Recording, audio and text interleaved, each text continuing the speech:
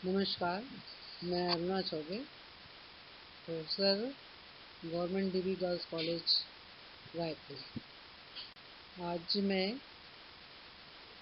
Class BA first year के paper first के unit third के परसेप्शन के definition, nature and perceptual organisation के बारे में बताना चाहूँगी। सबसे पहले हम समझ लें कि प्रत्यक्षीकरण का अर्थ क्या है। वातावरण में अनेक उद्दीपक होते हैं और ये उद्दीपक हमारे ज्ञानेंद्रियों को प्रभावित करते हैं, जिसका तात्कालिक ज्ञान हमारे मस्तिष्क को होता है और उसको अर्थ प्रदान करना ही प्रत्यक्षीकरण कहलाता है। यह वह मानसिक प्रक्रिया है जिसके द्वारा प्राप्त संवेदनाओं की व्यक्ति व्याख्या करता है अथवा संवेदना में अर्थ जोड़ने वाली मानसिक प्रक्रिया ही प्रत्यक्षीकरण कहलाती है। बोरिंग के अनुसार संवेदना और प्रत्यक्षीकरण में अंतर साधारणतः इस कल्पना के आधार पर किया जाता है कि संवेदना का अभिप्राय ग्राहक के उस कार्य से है जब वह उद्दीप्त होता है तथा प्रत्यक्षीकरण का अभिप्राय संवेदना को अर्थ प्रदान करने से है। तो इस परिभाषा में हमने देखते हैं कि संवेदना को अर्थ प्रदान करना, जैसे ही अर्थ प्रदान होता है संवेदना खत्म हो जाती है और वो हमारा प्रत्यक्षीकरण कहलाता है। आइजेंक और उनके साथियों के अनुसार प्रत्यक्षीकरण प्राणी का एक मनोवैज्ञानिक प्रकार है जिसका संबंध वातावरण की स्थिति या परिवर्तनों की सूचना ग्रहण करने तथा प्रणाली से है। तो इस प्रकार हमें देखते हैं कि प्रत्यक्षीकरण जो एक मानसिक प्रक्रिया है और जिसमें संवेदना को अर्थ प्रदान किया जाता है। प्रत्यक्षीकरण का संबंध वातावरण की उत्तेजनाओं के संबंध में सूचना ग्रहण कर प्रक्रिया करना है।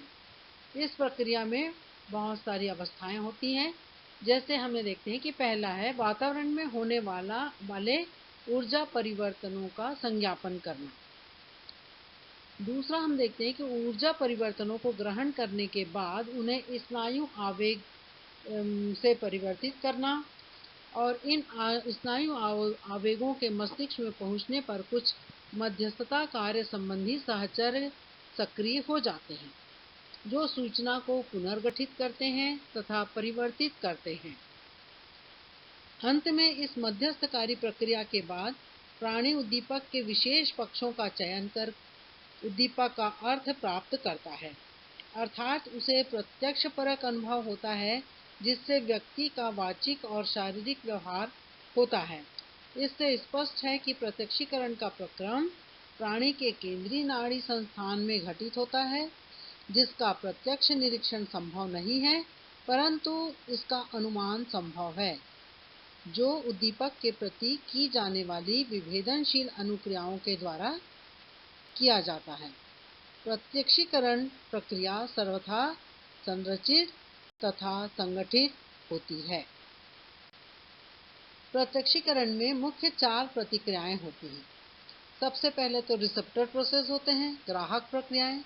जब कोई उद्दीपक ज्ञानेंद्रियों को प्रभावित करता है तब वह ज्ञानेंद्रियों से नाड़ी प्रवाह ज्ञानेंद्रीय नाड़ी तंत्रों के द्वारा होता हुआ सुषुम्ना और अंत में मस्तिष्क के कुछ विशेष क्षेत्रों में पहुंचता है। मस्तिष्क में नाड़ी प्रवाह के पहुंचने पर उद्दीपक की संवेदना होती है। तो यह संपूर्ण प्रक्रिया ही ग्राहक प्रक्रिया कहलाती है कि हमने अपने उद्दीपनों को, जो सामने उद्दीपन है उसको हमारे मस्तिष्क ने जान लिया है, केवल रिसीव कर लिया है, अभी अर्थ प्रदान नहीं हुआ है। दूसरा हम देखते हैं प्रतीकात्मक प्रक्रियाएं या सिंबॉलिक प्रोसेस। जब ग्राहक प्रक्रियाओं के फलस्वरूप नाड़ी आवेग से मस्तिष्क में संवेदना होती है, इन संवेदनाओं से मस्तिष्क का साहचर्य क्षेत्र उद्दीप्त हो जाता है। साहचर्य क्षेत्र के उद्दीप्त होने से पूर्व अनुभवों का स्मरण हो जाता है। जैसे उदाहरण के लिए हमने देखें कि व्यक्ति के सामने कोई फल या आम रखा हो, तो इस आम की ग्राहक प्रक्रिया के बाद प्रतीकात्मक प्रक्रियाओं में इस आम से संबंधित गंध, रंग और स्पर्श, स्वाद आदि की संवेदनाएं और संबंधित प्रतिमाएं मस्तिष्क में उपस्थित हो जाएंगी। इस प्रक्रिया में उद्दीपक से संबंधित केवल विभिन्न प्रकार की संवेदन और संवेदनाएं प्रतिमाएं ही संकेतों के रूप में उपस्थित होती हैं, संवेदन का अर्थ प्राप्त नहीं होता है।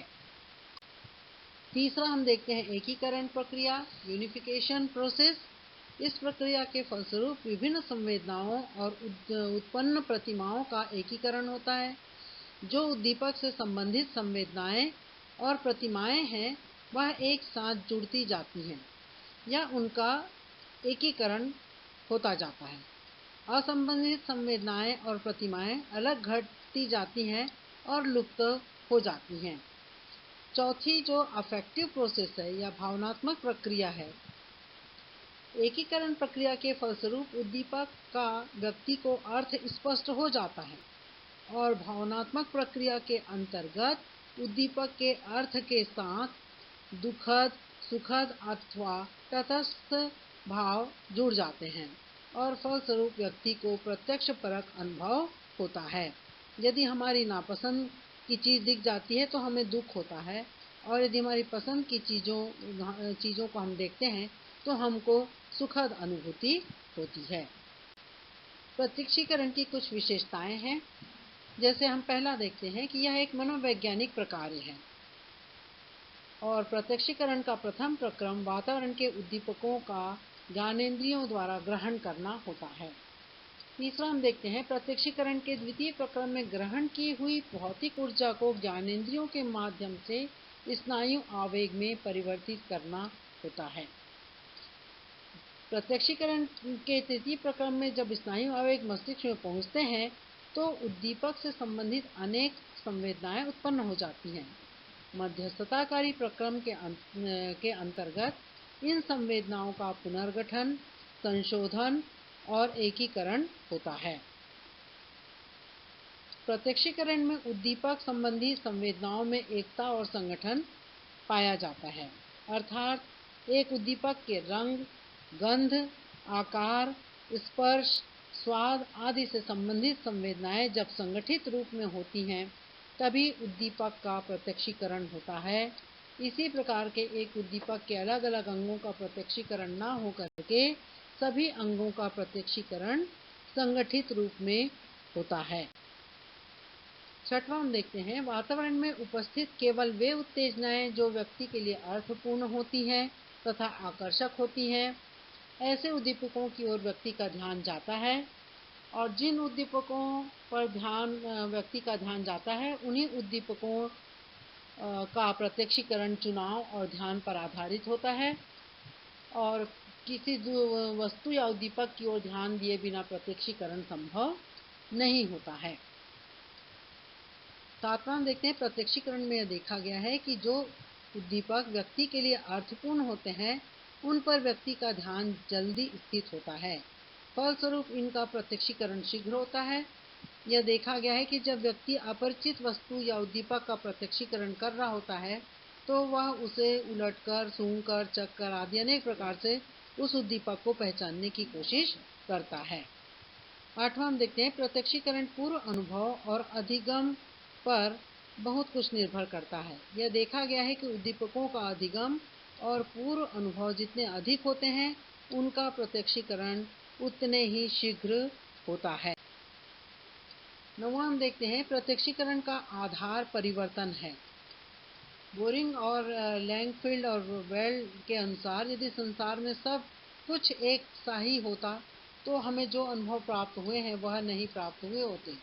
वातावरण के किसी परिवर्तन के प्रति अनुक्रिया के रूप में ही हमेशा प्रत्यक्षीकरण होता है।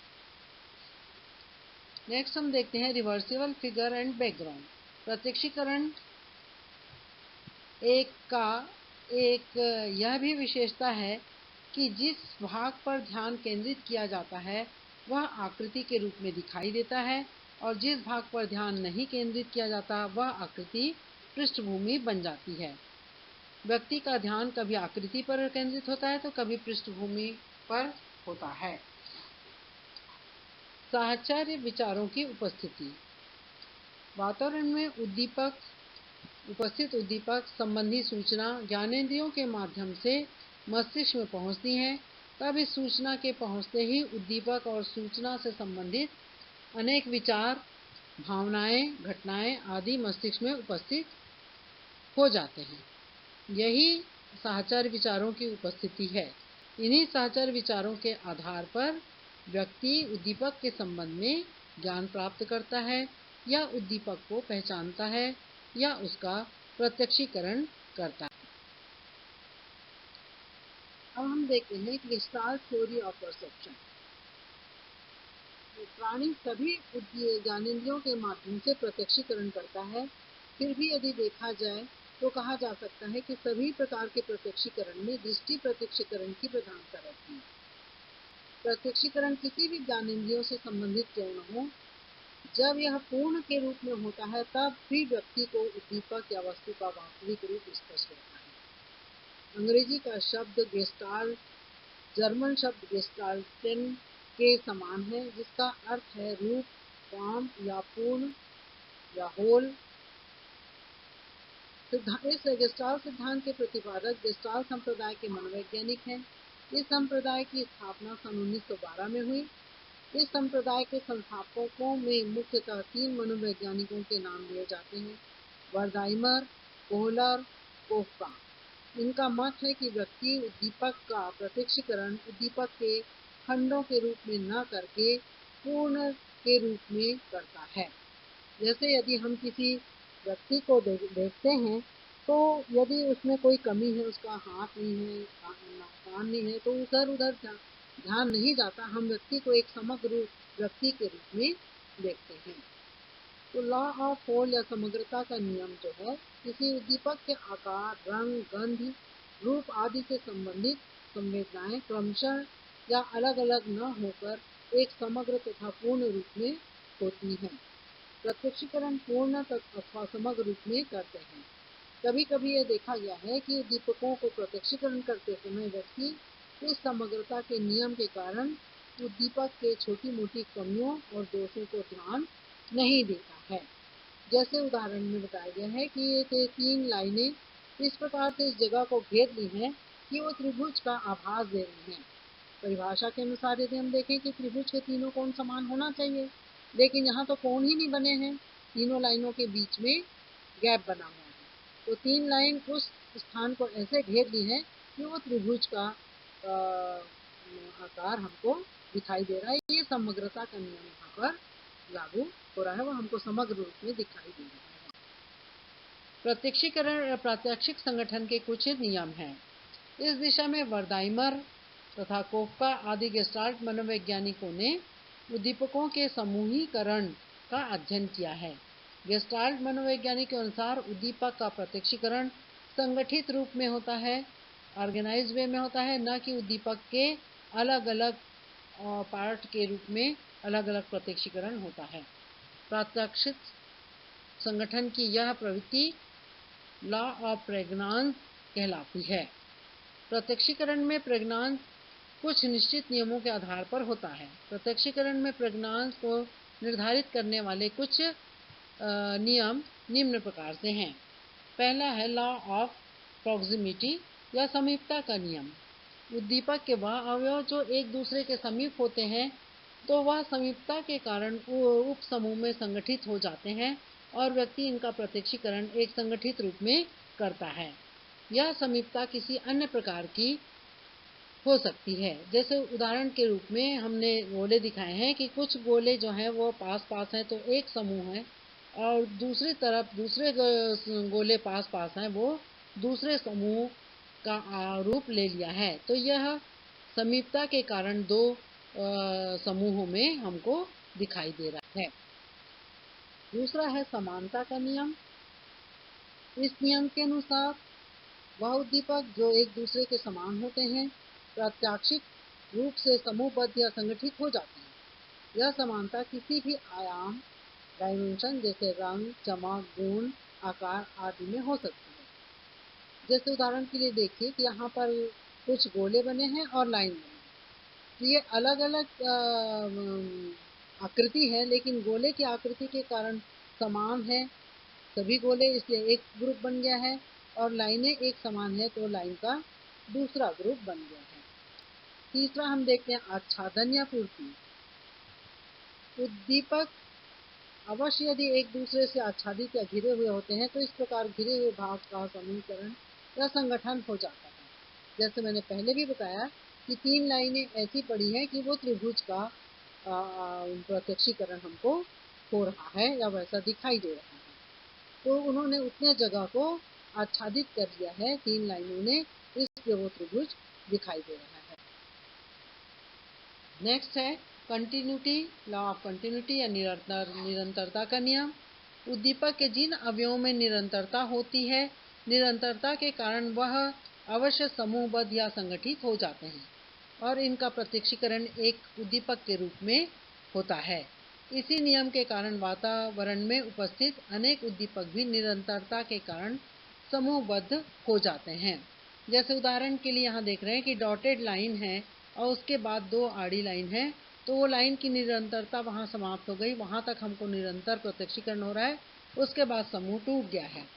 इसी प्रकार जैसे लाइट में हम देखते हैं कि चलती हुई लाइट में हमको करंट चलता है लेकिन लाइट हमको चल रही है ऐसा दिखाई देता है।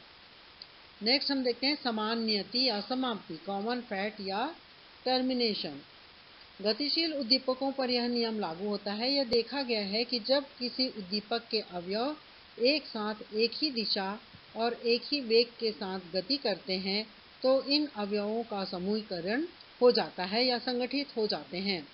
जैसे उदाहरण के लिए यदि एक शोरूम में सामने एक नियॉन लाइट तीर के आकार का बना है जो शोरूम में जाने का संकेत करता है तथा इसकी लाइटें एक ही नियति या समाप्ति की ओर गति कर रही हैं, तो इस तीर की एक ही ओर समाप्ति की ओर गति कर रहे प्रकाश का वेग या लाइट संगठित रूप में दिखाई देती हैं। ये जैसे या इस प्रकार हम देख सकते हैं कि यदि एक हरा कीड़ा हरे पत्ते पर पृष्ठभूमि में बैठा है तो उसे पहचानना कठिन होता है, क्योंकि वह यदि गतिशील उड़ता है तब हमको पता चलता है, लेकिन लाल में यदि लाल से कुछ लिखें तो हमको नहीं दिखाई देगा क्योंकि वो कॉमन फैक्ट उसमें पाया जाता है। इसी प्रकार हम इंक्लूजन या समावेशन, लॉ ऑफ इंक्लूजन देखते हैं।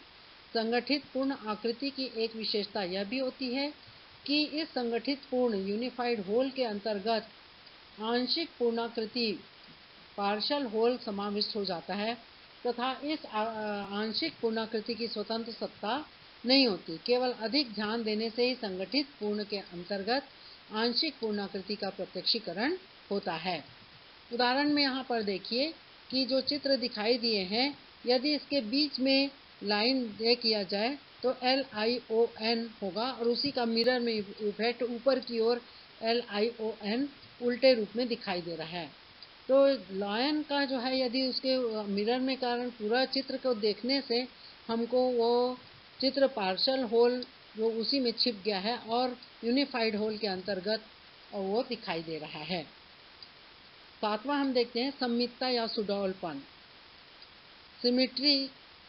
ये देखा गया है कि उद्दीपक के अवयव में जब सुडौलपन होता है तो वह उद्दीपक अवयव शीघ्र संगठित हो जाते हैं। इसी प्रकार अनेक उद्दीपकों की उपस्थिति में सुडौलपन लाने वाले उद्दीपक का प्रत्यक्षीकरण अलग संगठित रूप में होता है। जैसे उदाहरण के लिए हम नीचे देखें कि एक स्क्वायर है या चौकोन है और दूसरा जो है जो कि चौकोन होते हैं लेकिन वो तिरछा रूप में है, तो हमको सुडौलपन जो है चतुर्भुज या चौकोन आकृति में दिखाई दे रही है, जबकि दूसरे चित्र में हमको सुडौलपन नहीं दिखाई दे रहा है। तो इस प्रकार ये संगठित रूप में हमको दिखाई देते हैं। तो इस प्रकार हम देखते हैं कि परसेप्चुअल ऑर्गेनाइजेशन में हम किसी वस्तु को पूर्ण रूप से, संगठित रूप से और संरचित रूप से देखना पसंद करते हैं। थैंक्स। तो मानो एक